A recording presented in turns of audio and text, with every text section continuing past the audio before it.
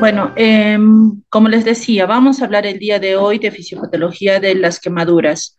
En primer término, vamos a hablar de lo que viene a ser un poco de los reparos anatómicos de la piel y su importancia en lo que viene a ser la función de esta. Además, si estas funciones se alteran, cuál va a ser su fisiopatología tanto a nivel local y sistémico. Muy bien. La piel. Como vemos aquí, la piel es el órgano más extenso del cuerpo, va a ocupar una superficie corporal variable, ¿no? En un adulto aproximadamente es de 1,5 a 2 metros cuadrados, mientras que en un recién nacido es de 0,25 metros cuadrados, ¿no? Este tejido va a tener un peso aproximado de 4 kilos y lo que aquí nos viene a importar en este curso es que este espesor de la piel es variable.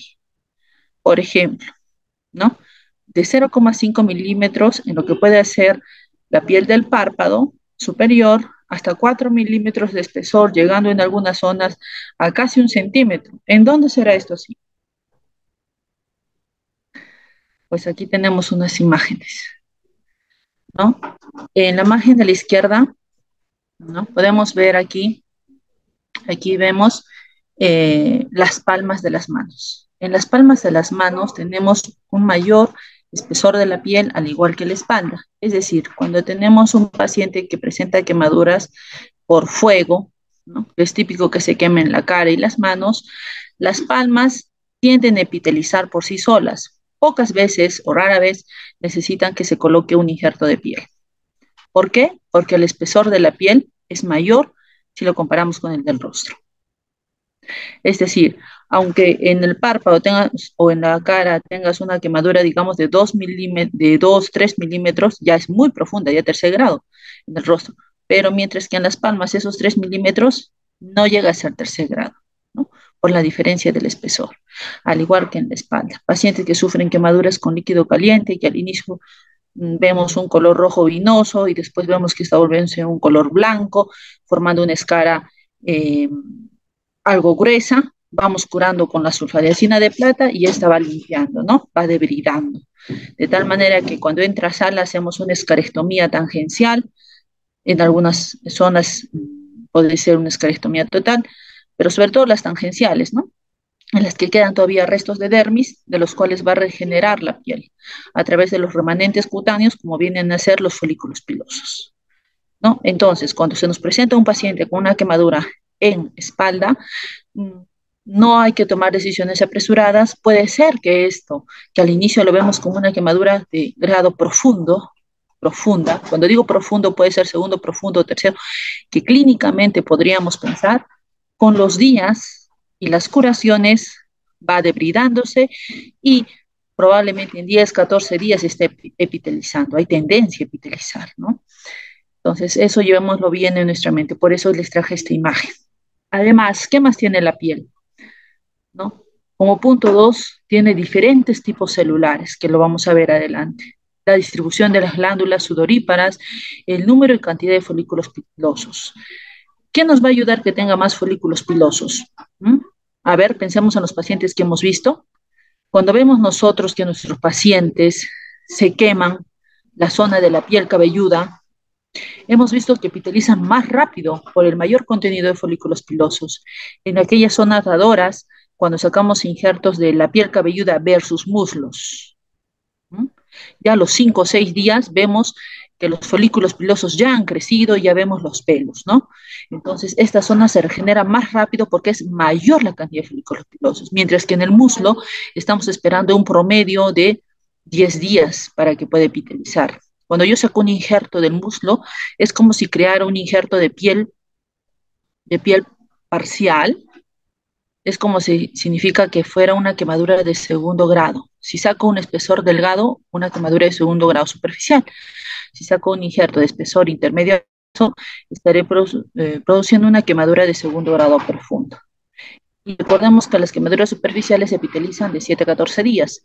Por lo tanto, esa zona dadora del muslo que hemos sacado un injerto de piel parcial, espesor delgado, al día de 7 a 14, promedio 10 días, ya está epitelizando. Por eso es que vamos que el apósito que vamos a colocar empieza a desprender y deja ver la piel epitelizada de la zona dadora.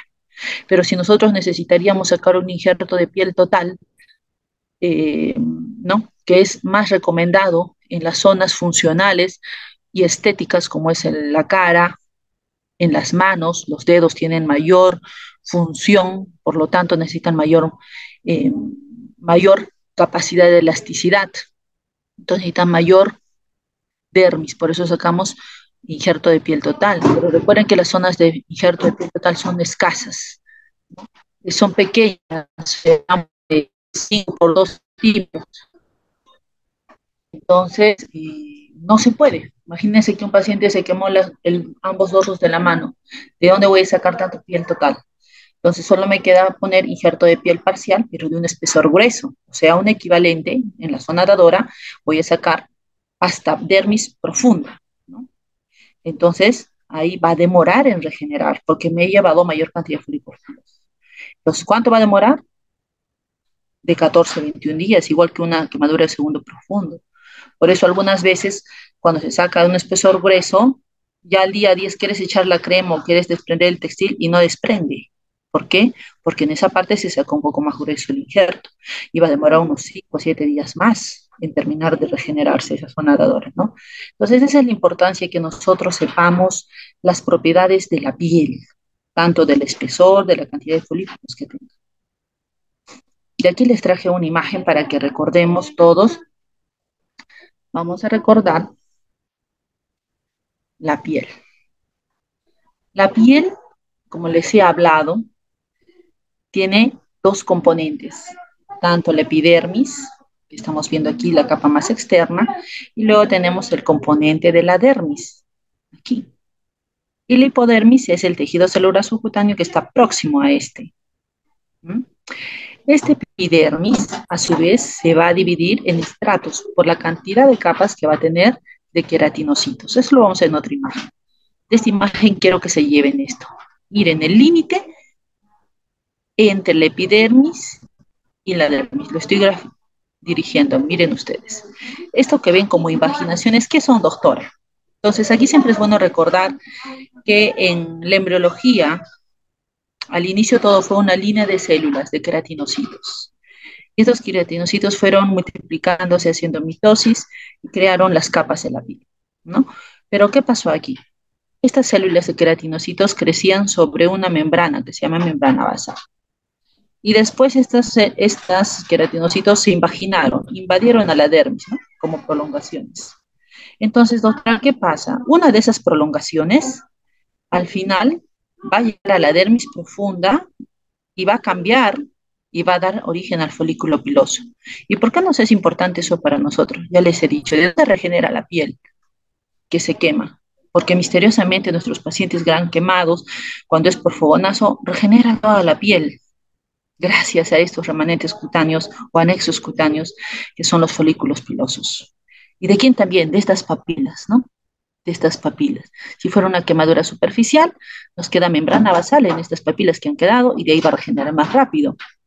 Además también del folículo piloso. Por eso una superficial utiliza más rápido que una profunda, ¿no? Entonces, por eso es importante aprender esta imagen. Yo también quiero contarles aquí las propiedades de la dermis. Miren aquí este rosado más oscuro. ¿Qué son? Son fibras elásticas y colágenas que van a dar la calidad a la piel, señores. Por eso es que nuestra piel es elástica, ¿no? Vale repetir la palabra. Si ustedes ahorita se tocan la piel de su antebrazo y la van a, como querer pellizcar, se elonga, ¿no? Es la elasticidad de nuestra piel. Muy bien. Entonces les dije que vamos a ver un poco de la epidermis. Aquí podemos ver mejor la membrana basal que les dije, ¿no? Los queratinocitos, que eran una fila de células, se empiezan a multiplicar, se van a empezar a tornar como espinas, miren, como espinas, se empiezan a deformar. ¿Para qué? Para que se una uno con otro por unos puentes que se llaman hemidesmosomas y desmosomas. Entonces, toma este aspecto como espina, pero se llama espinoso. Posteriormente se van a llenar de un pigmento. ¿Cómo se llama? ¿De qué se llenan? Aquí tenemos justo de la queratoyalina, gránulos de hialina. Entonces empiezan a poner como gránulos granulosa.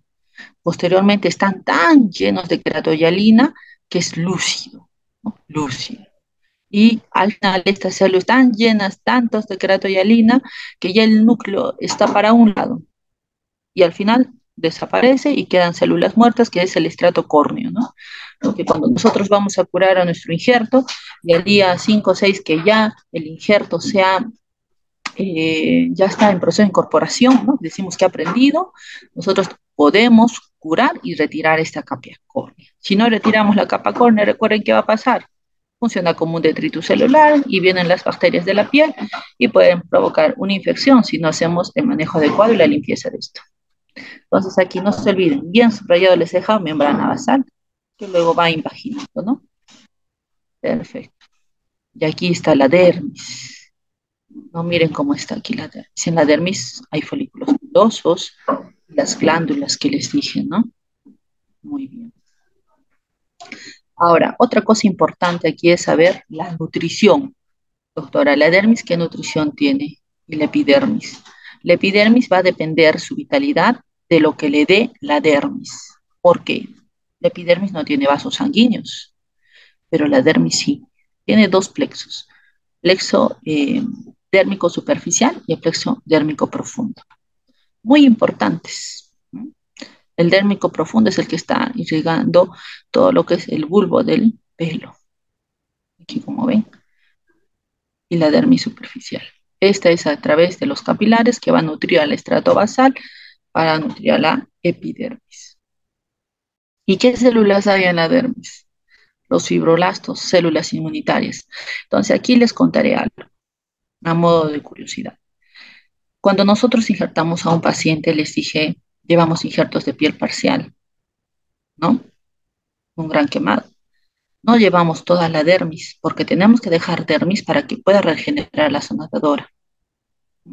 Entonces, cuando uno injerta, por ejemplo, el cuello y no tengo tanta zona dadora de piel total, solo me queda poner piel parcial. Y si yo quiero darle calidad a esa piel del cuello para que el paciente tenga elasticidad y pueda tener los movimientos de flexión, extensión y rotación lateral del cuello, tenemos que darle dermis. Entonces, la industria que ha creado una dermis artificial, ¿no? Todos conocen la matriz térmica sintética acelular, ¿no? Le llaman acelular. ¿Y cuál es ese que antes usaban una marca comercial? Era el Integra, ¿no? Que ahorita ya lo están cambiando por otro. Entonces, ¿qué tenía el Integra? El Integra es como que pusieran una dermis sin células, pues es celular, ¿no? El esqueleto. Imagínense un edificio en el cual están actualmente poniendo solo columnas, varillas, y después que ya lo han puesto, recién lo rellenan con cuadraditos de ladrillos, ¿no? Igualito. La dermis sería, la celular sería esa estructura, pero en vez de fierros y columnas que colocan fibras elásticas que le van a dar esa calidad a esa piel. Y una vez que la colocamos en la zona cruenta, en la zona de la quemadura limpia, esa dermis se espera 21 días. ¿No? ¿Para qué? Para que los fibroblastos se multipliquen y rellenen todo ese espacio como ladrillitos, ¿no? Y recién pasando los 21 días podemos ponerle recién un injerto de piel. ¿Pero qué será? Piel parcial, ¿no? Pero ya no necesito un espesor grueso porque ya le puse una dermis artificial. Entonces, basta que sea un espesor delgado, ¿no? Entonces, por eso te quería recalcarles la dermis para que entramos un poco más al material que usamos en el manejo de las quemaduras. Ahí tienen un dibujo más para que podamos ver lo que es la vascularidad, ¿no? El exotérmico superficial y el profundo. ¿Por qué, doctor, es importante? Porque cuando el paciente presenta quemaduras, aquí está, mire, entre la unión de la epidermis y dermis está el superficial, el plexo dérmico superficial. Y entre la dermis profunda y el celular subcutáneo, aquí está el plexo térmico profundo. Cuando el paciente presenta una quemadura de segundo grado, que ya llegó a parte de la dermis, ¿qué perdemos? El plexo térmico superficial, pero aún queda el profundo, que va a nutrir todo esto para su regeneración. Pero si la quemadura ya es de tercer grado que ha llegado al celular, ya no queda nada. Por eso que tenemos que injertar, no quedan. Aquí tienen los anexos cutáneos que les comenté. Aquí podemos entender un poco más de las funciones. ¿Se acuerdan cuáles son las funciones de la piel? Aparte que tiene la función de protección, ¿no? Porque en la piel tenemos, recuerden, epidermis, dermis y ahí tenemos lipodermis, el tejido celular subcutáneo. Nos va a proteger de los golpes, va a amortiguar, por eso de las lesiones físicas, de los microorganismos. Entonces, cuando un paciente se quema, ya no tiene esa barrera de protección frente a las bacterias. Por eso, un gran quemado tenemos que darle antibiótico terapia, ¿verdad? Un gran, imagina un paciente que se quema 30, 40%, ya no tiene esta barrera. Por eso empezamos los antibióticos. Pero un paciente que no es gran quemado, doctora, no se pone antibióticos, porque no ha perdido toda esta protección, ¿no? Es localizada. Entonces, solo si es que vemos signos de infección, le daremos antibióticos, ¿no? Bien claro, hay que recalcar esta diferencia. Más está la función de termorregulación. ¿Y cómo se produce, doctor, esta función de termorregulación que siempre la decimos? Miremos el dibujito. Entonces, nuestra piel tiene glándulas, que también son remanentes de la membrana basal, solo que se han especializado. Tenemos glándulas apocrinas y glándulas ecrinas. Las glándulas ecrinas, que son estas verdes que estoy señalando, ¿qué son? Se encuentran en toda la superficie de nuestro cuerpo, en gran cantidad. ¿Y qué van a hacer? Transportar el sudor.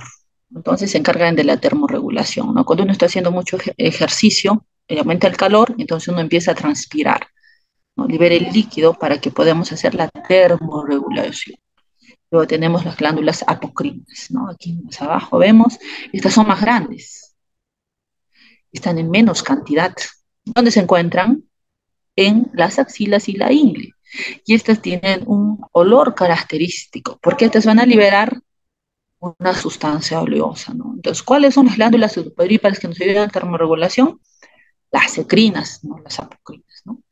Las ecrinas de exterior son las que liberan su contenido al exterior de la piel, mientras que las adentro, apocrinas adentro, ¿a dónde? Al folículo piloso y a través de él liberan esta sustancia oleosa, ¿no? Por eso los folículos pilosos que están en axilas e ingle hay que tener el aseo adecuado por el olor que mandan estas glándulas características.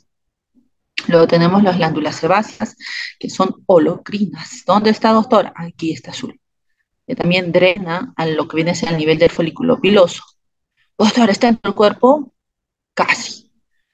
¿Dónde no están? Recuerden, ¿dónde no hay esa grasita? ¿Dónde? En las palmas y en las plantas, ¿no? Palmas de manos, plantas de pies.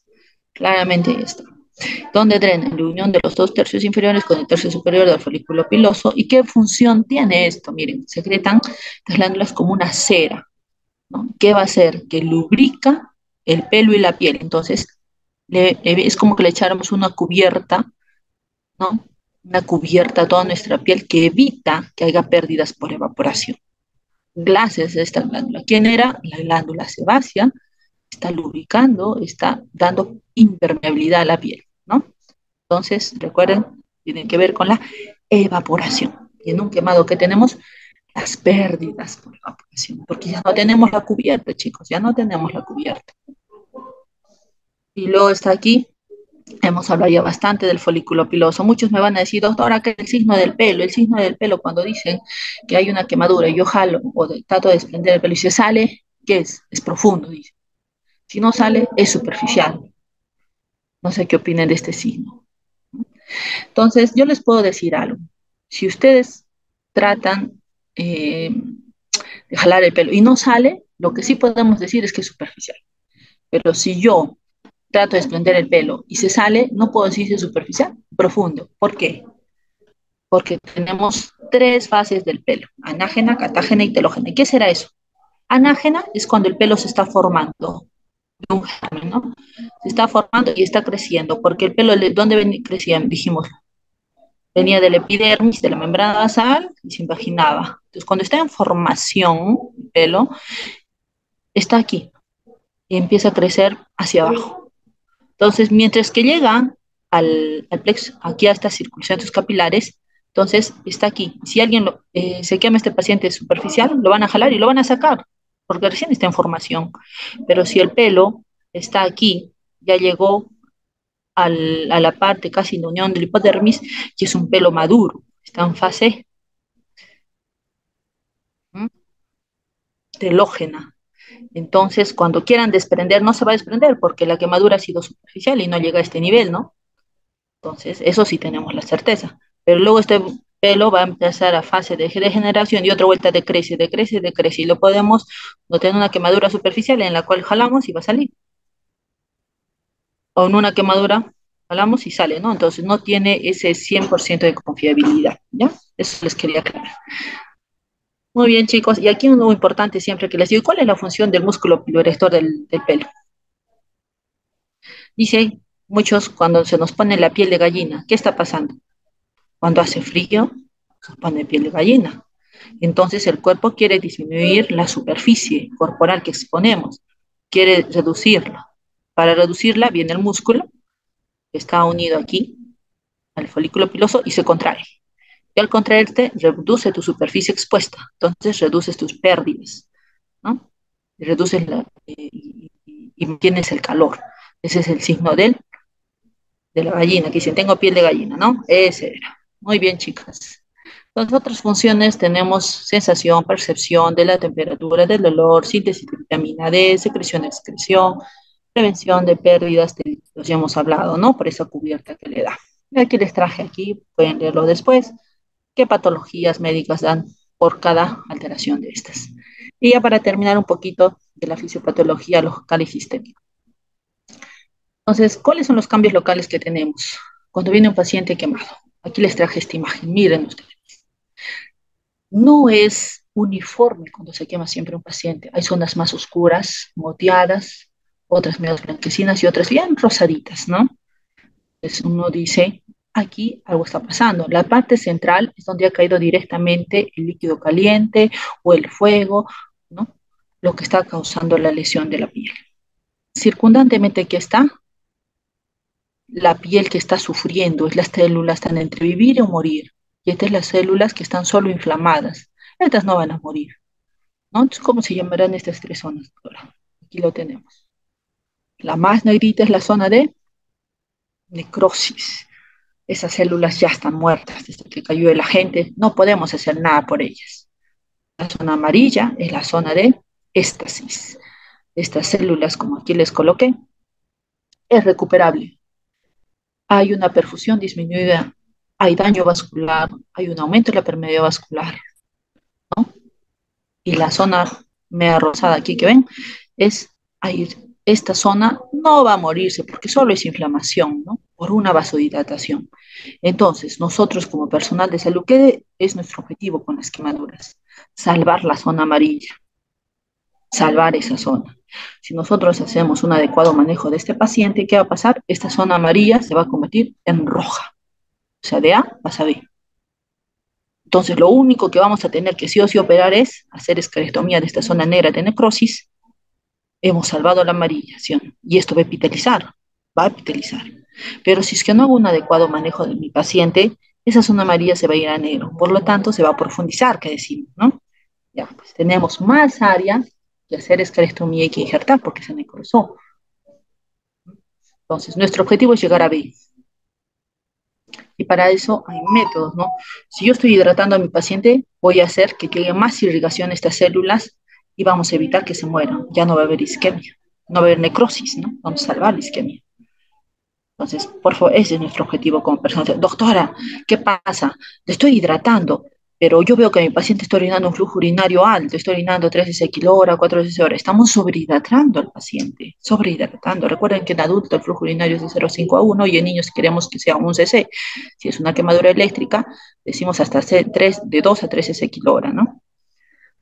Entonces, si yo sobrehidrato a mi paciente, puedo llevarlo a esto. Entonces, hay que saber hidratar y controlar la diuresis, medir la densidad urinaria que me van a orientar si estoy sobrehidratando o estoy en déficit. Listo. Con esos conceptos claros, también quería decirles de qué depende que una herida, una quemadura se profundice o sea profunda, ¿no? Sea tercer grado. Depende, siempre les recuerdo aquí, de la temperatura del agente, del tiempo de contacto, ¿no? Y el tipo del agente. Ya más adelante les voy a mostrar un dibujito. Pero aquí. Ahora, distribución del agua corporal. ¿Qué pasa cuando el paciente sufre la quemadura? Para eso tenemos que saber que nuestro cuerpo 60% es líquido, ¿no? 40% de este 60% está en dónde? Dentro de las células. Nuestras células son líquido con organelas. Y el otro 20% en el extracelular. De este 20%, 5% en el intravascular y el 15% restante está en el intersticio. ¿Qué es el intersticio, doctora? Esto. Imagínense el vaso sanguíneo, aquí los vasos, aquí este espacio del intersticio y aquí las células, ¿no? Dijimos aquí 40, 15 y 5. Entonces, ¿qué pasa cuando sufre la quemadura del paciente? Hay una pérdida de esta integridad microvascular. Y al haber esa pérdida en la vasodilatación, aumenta la permeabilidad capilar y el líquido va a pasar del intravascular al intersticio. Entonces, este espacio se va a llenar de líquido y el paciente va a tener edema. Y después que nosotros empecemos a hidratar a nuestro paciente y a dar el tratamiento indicado, este edema, decimos nosotros, va a fundir edemas. ¿Qué significa fundir edema? Que nuestro paciente va a empezar al tercer, al quinto día a tener una fase poliúrica, va a empezar a eliminar todo este líquido que está en el intersticio, va a pasar al intravascular y lo vamos a eliminar por los riñoncitos, ¿no? Por los riñoncitos lo eliminamos, ¿ya? Entonces, bien clarito, bien clarito. No asustarse cuando el paciente empieza a tener la fase ligúrica porque va a empezar a fundir edemas. Recuerden cuando un paciente sufre quemadura por fuego en rostro, ¿no? Los famosos casos por fogonazo, que decimos flashing, cuando el paciente prende la cocina y una fuga de gas. Viene con la cabeza como un balón, edematosa. Viene con los párpados, ni siquiera puede obtener apertura ocular por ese edema. Ya vamos a ver que al tercer, quinto día empieza a desinflamar, salen los líquidos, el paciente empieza a orinar bastante y recién podemos ver el verdadero rostro del paciente, ¿no? Porque estaba edematizado. Entonces, así como les he comentado aquí, hay muchas citoquinas que tienen que ver el tromboxano 2 como vasoconstrictor, agregador de plaquetaria. Hasta el momento que se produce la quemadura, nuestro cuerpo va a decir, hay que defendernos. Viene la respuesta simpática, entonces hay una vasoconstricción. Después de la vasoconstricción, vamos a empezar a nosotros, a nuestro paciente a hidratar y va a venir la fase de vasodilatación.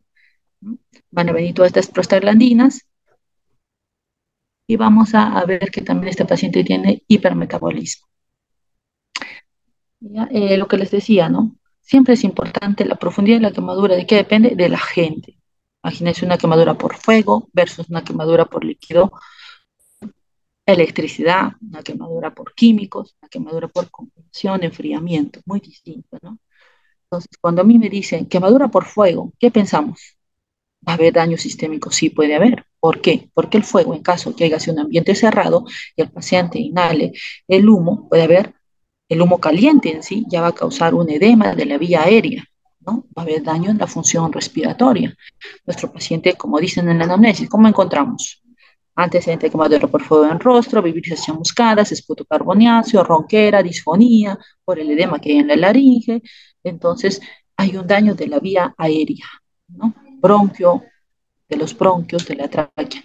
No daño alveolar, salvo que el paciente haya inhalado humos tóxicos, ¿no? Una fábrica de pinturas que haya sido el incendio, y ahí sí puede ser una neumonitis química.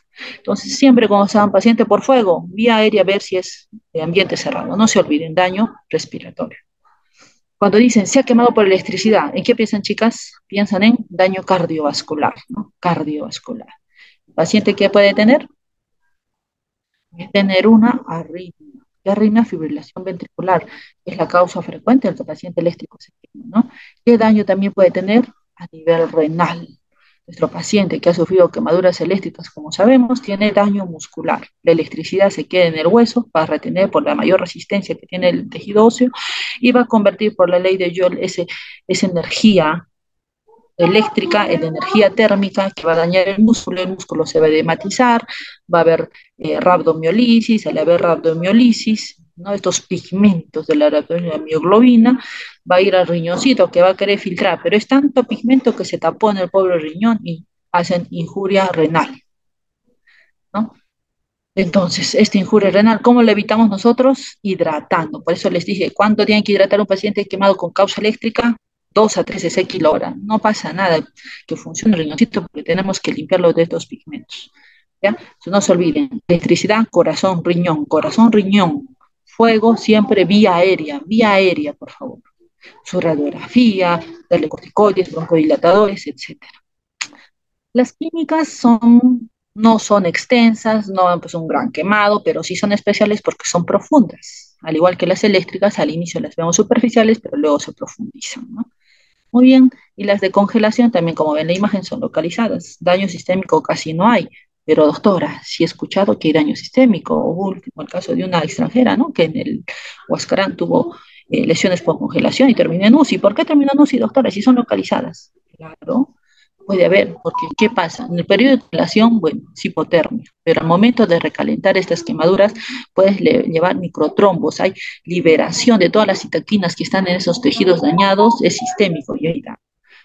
Muy bien, chicos, yo creo que con esto es suficiente. Aquí les dejo unas tablitas para que vean cuáles son los cambios a nivel sistémico que se presentan y lo que les dije en algún momento, cuando sobrehidratamos, y cuando hay déficit de hidratación, ¿no? Tiene que ser equilibrado porque si no hay daño celular.